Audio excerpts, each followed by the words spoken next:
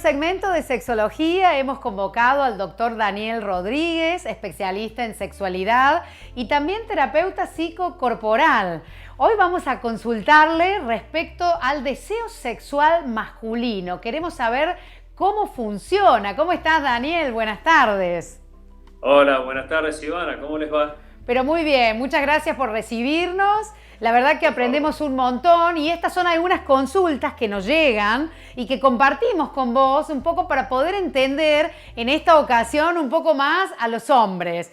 Queremos saber concretamente, porque el deseo es algo que, bueno, siempre está como motor para que la cuestión sexual funcione. Por lo menos ese es el panorama que tenemos, bueno, en esta situación. Contanos un poco al respecto, Daniel.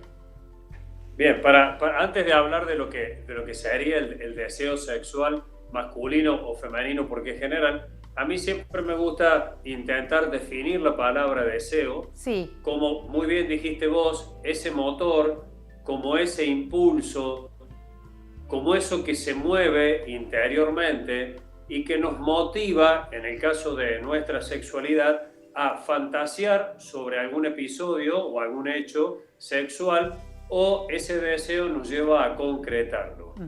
Y el deseo es, Ivana, el primer escalón en todo el ciclo sexual. Primero debe existir el deseo como motor, muy bien lo dijiste vos, para después dar paso a la excitación, al orgasmo y a la resolución, ¿sí?, de ese ciclo sexual. Hay toda el deseo una idea sexual masculino... Sí, perdón. No, iba a decir que hay toda una idea en torno al deseo sexual masculino. No sé si es un tabú, un mito. Bien, ahora lo vamos a tratar de derribar o no con vos. Con esta cuestión de que el hombre está siempre listo. Como que ese deseo siempre está, bueno, sí o sí, en el hombre. ¿Es así, Daniel?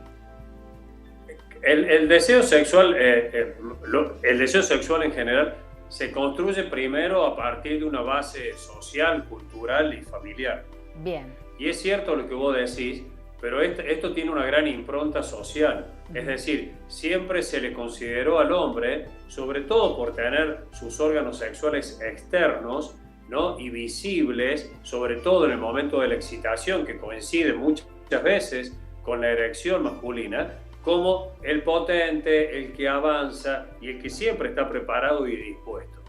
Entonces, los varones ya nacemos con esta concepción. Siempre tenemos que poder, siempre tenemos que querer, y entonces eso nos hace, culturalmente, con mentira, un deseo sexual mayor que el de la mujer. Pero repito, es mentira. Claro. Es una construcción el deseo. El deseo está sujeto a un montón de causas. Hormonales, farmacológicas. Si yo tomo pastillas, por ejemplo, antidepresivas, es muy común que el deseo disminuya. Si estoy viviendo una situación trágica o traumática, mi deseo sexual va a disminuir también. Es decir, no es una condición que está permanentemente en el hombre o en el ser humano, sino que sufre variaciones. Por supuesto, digo que este deseo sexual, en el caso de los hombres, como está mediado por una hormona, que es la testosterona, que también la tienen las mujeres, pero está en mayor cantidad en los varones, esto nos hace con un deseo sexual, ¿sí?, que esté un poco más activo, pero lo cual no significa de ningún modo que sea mayor que el de la mujer. Este es un gran concepto que desde la sexología se intenta revertir, porque si no siempre se la deja a la mujer en un lugar pasivo, en un lugar donde tiene menos deseo sexual.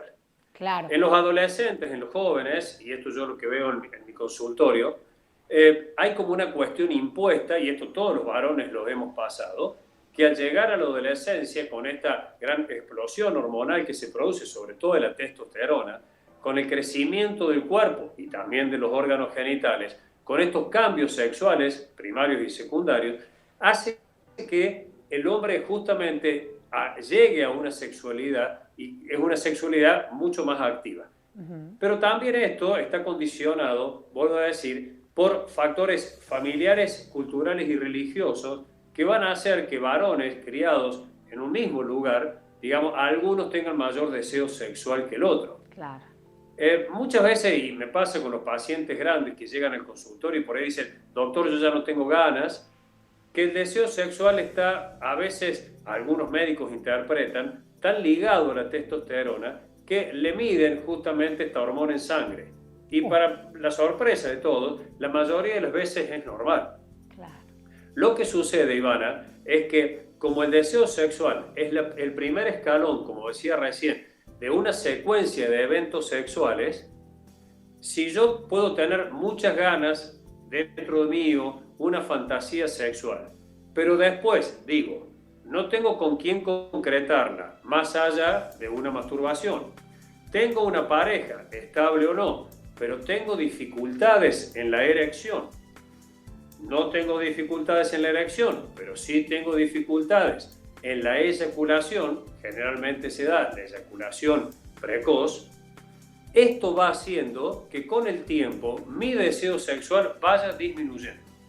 Daniel, la cabeza, sí. Una cosa, con todo esto que vos mencionás, digo, bueno, hay una implicancia directa de la cuestión psicológica en todo este funcionamiento que acabas de contar recién, que tiene que ver específicamente con la erección, con toda esta cuestión coital específicamente. ¿Cómo es esta relación cuando a lo mejor en alguna pareja heterosexual u homosexual no puede haber una penetración? ¿Qué pasa con este deseo? Claro, bueno, justamente iba a decir eso. Parece que el cerebro interpreta así. Yo tengo ganas. Sí. Supongamos, mira, yo vivo en La Pampa ahora, pero era de Río Cuarto y tengo muchos deseos de ir a Río Cuarto, Sí. pero no puedo por esto de la pandemia. Hace, la verdad, 7 meses que yo quiero ir a Río Cuarto. Ya no tengo ganas de ir a Río Cuarto. Claro. O sea, ya el cerebro me protege. Dice, ¿para qué le voy a dar las ganas si igual no puede viajar? No puede. Entonces, en el sexo pasa exactamente lo mismo. Yo me voy limitando en el deseo. La cabeza dice, ¿para qué vas a desear si total después no vas a poder tener una relación sexual o la vas a tener y va a ser pésima? Entonces, así actúa el cerebro, digamos, protegiéndonos sobre todo de la frustración. Claro. En nuestra adolescencia, cuando empezamos a crecer y descubrimos la gran potencia que tienen nuestros órganos sexuales, porque esto sí hay que decirlo, sobre todo para madres y padres que están educando a niños y niñas, digamos, adolescentes. La sexualidad es algo fundamental y prioritario en la vida del ser humano. Claro. ¿Por qué? Porque es lo que mayor energía le da a la persona.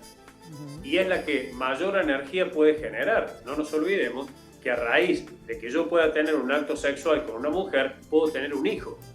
Claro. Entonces, digo, en la pelvis, en los genitales, hay una gran carga de energía.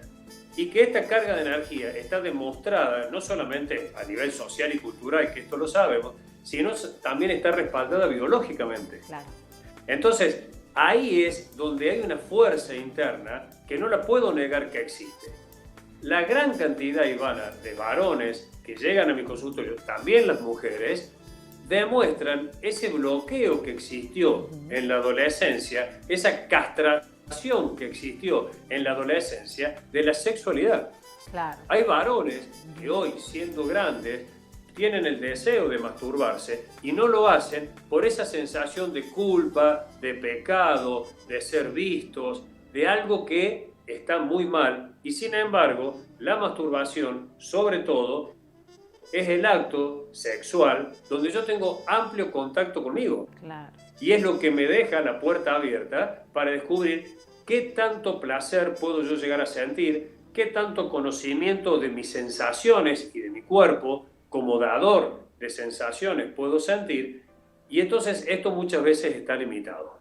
Bien, bueno, aprovechamos entonces para destacar, digo, la importancia de la educación sexual integral desde la familia, desde el hogar, que le toque a ese niño o niña o niñe, porque también tiene que ver con su identidad de género, identidad sexual. Digo, esa importancia rescatarla. Pero un poco para cerrar, porque será tema para otro momento esto, un poco para cerrar me gustaría también como terapeuta corporal que nos des, yo siempre digo que me encanta dejar a la gente con eso, no sé si consejos, pero sí desde la mirada profesional, algo para intentar derribar y poder desbloquear a estas situaciones donde el deseo no se genera por estas limitaciones a nivel social, cultural, en fin, a nivel mental que traemos las personas, los hombres en este caso, de quienes estamos hablando. Lo primero que tenemos que decir es que el deseo sexual muere el día que nosotros morimos. Claro. Es decir, que el deseo sexual no está atado a la edad. Por ende, el consejo que le puedo dar yo a una persona es que hay que buscar primero todos los recursos, porque si para él la sexualidad es importante, el deseo sexual se puede recuperar. Lo segundo que diría es la exploración y el conocimiento del cuerpo, quitándole sobre todo la presión. Claro. Los varones sí tenemos, como vos bien decías al principio, esta cuestión de que si originamos un encuentro, ese encuentro tiene que terminar inevitablemente en una penetración. Y entonces la persona que tiene alteración en el deseo sexual, que está inhibido, o que tiene una alteración en la erección, el primer consejo a través de ejercicios que yo le indico para que hagan en la casa, dentro de la psicoterapia corporal, es justamente sacar la presión. Que yo pueda sentirme sin presión en el encuentro con la otra persona, sabiendo que el objetivo fundamental es sentir. Lo tercero que digo es que muchas veces hay que ver esas causas externas, medicación, factores de vida o factores de riesgo en mi vida, la obesidad, el colesterol alto, es decir, el cigarrillo, las drogas, todos esos factores externos que yo podría limitar, excluir o disminuir en mi vida, y esto seguramente va a hacer aumentar el deseo sexual. Y lo cuarto y último que digo es el diálogo. El diálogo en la sexualidad, Ivana, es fundamental. Si yo tengo una pareja estable, el poder hablar y expresar lo que siento. Porque muchas veces el deseo sexual hipoactivo tiene que ver con la otra persona. Yo tengo ganas de, pero a veces me parece que me van a decir que no, o lo supongo, muchas veces suponemos. Entonces el diálogo en la sexualidad y sobre todo en el deseo es fundamental. Porque entonces a partir de ese momento que yo me expreso y puedo decirle a la otra persona lo que siento, es un momento de restablecer un trato, ¿sí?, con otra persona que puede ser completamente diferente. Bueno, ha sido un placer como siempre, Daniel. Bueno, aprendemos un montón y sobre todo, bueno, abrimos debate en diversos hogares, con diversas personas que en este momento están mirando el programa, que lo pueden volver a ver, por supuesto, porque, como vos decís, el diálogo, el hablar de sexualidad es lo que en definitiva, bueno, nos hace hacer ese cambio que en algunas ocasiones estamos esperando. Ha sido un gusto enorme tenerte nuevamente aquí en la tarde de Todo para Vos. Muchas gracias por la invitación. Gracias, Daniel. Hasta la próxima. Quiero hacerte esta recomendación. Seguí a Vinarte en Instagram y disfrutá de los mejores vinos. Pedí precios online y te los llevan a tu casa. Vinarte, exquisito. Nos vamos, se nos pasó la tarde, nos vamos a volver a encontrar como siempre, como cada sábado aquí a las 15 horas. Antes les dejamos esta sorpresa, porque Mariela Varese había compartido con nosotros un regalito para tu mascota. Y este regalo ya tiene dueño o dueña. A ver, lo tenemos. La ganadora es Adriana Silva, terminación 357.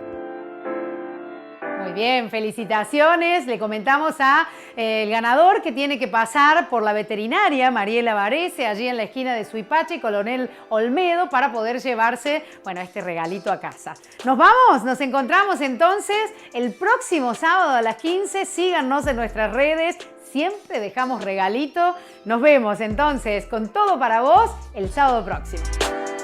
Pampero Río Cuarto hace posible que nuestro contenido sea interpretado en lengua de señas.